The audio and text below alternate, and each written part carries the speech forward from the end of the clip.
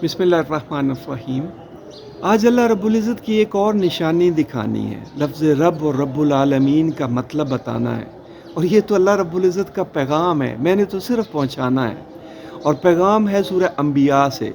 अल्लाह रब्बुल इज़्ज़त ने फरमाया वजअलना समाअ सकफ़म महफूज़न वहुम अन आयातिहा मोरिज़ून। यानी फरमाया गया कि हमने बनाया आसमान को एक महफूज छत। अच्छा, आसमान को छत और भी कई मकामात पे फरमाया गया कि हमने ज़मीन को बिछोना और आसमान को छत बनाया। लेकिन सच्ची बात है कि जब हम इस आसमान को देखते हैं तो हमें इस छत की समझ नहीं आती कि ये आसमान छत किस तरह से ये छत है।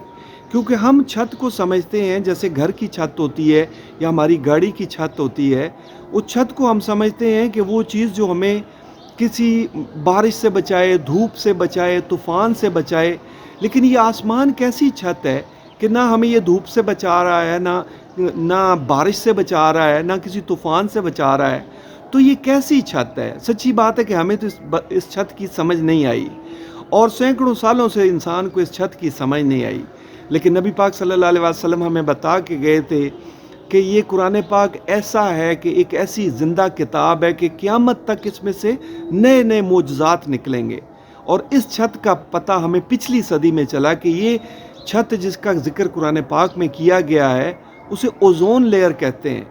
और ये ओज़ोन, ये घर की छत और ये गाड़ी की छत तो हमें ये सूरज की रोशनी से बचाती है, ये बारिश से और तो ये हल्की फुल्की तेज़ हवा से या तूफ़ान से बचाती है। लेकिन ये जो ओज़ोन लेयर है, ये जो अल्लाह रब्बुल इज़्ज़त ने जिस छत का ज़िक्र किया है, ये ऐसी छत है कि ये सूरज से उठने वाले अल्ट्रा वायलेट रेज़ के तूफ़ान से बचाती है। ये हमें उस तूफ़ान से बचाती है कि अगर ये छत हम पर ना हो तो वो अल्ट्रा वायलेट रेज़ ज़मीन के जिस हिस्से पर पड़ेंगी उसे हमेशा के लिए ख़त्म कर देंगी।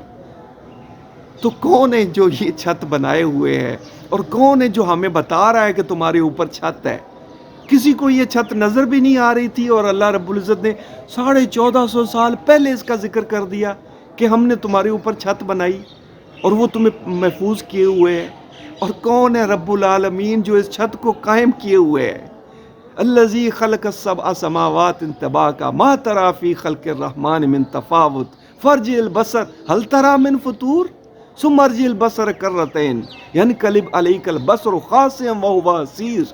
ये फरमाया अल्लाह रब्बुल इज़्ज़त ने कि देख, ऊपर देख, अपनी निगाह दौड़ा, क्या तुझे कोई फतूर इसमें नज़र आता है?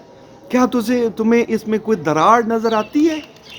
तो किसने ये बनाया, किसने ये बताया? कौन है हमें महफूज किए हुए? कौन है हमारी हिफाजत करने वाला? कौन है रब्बुल आलमीन?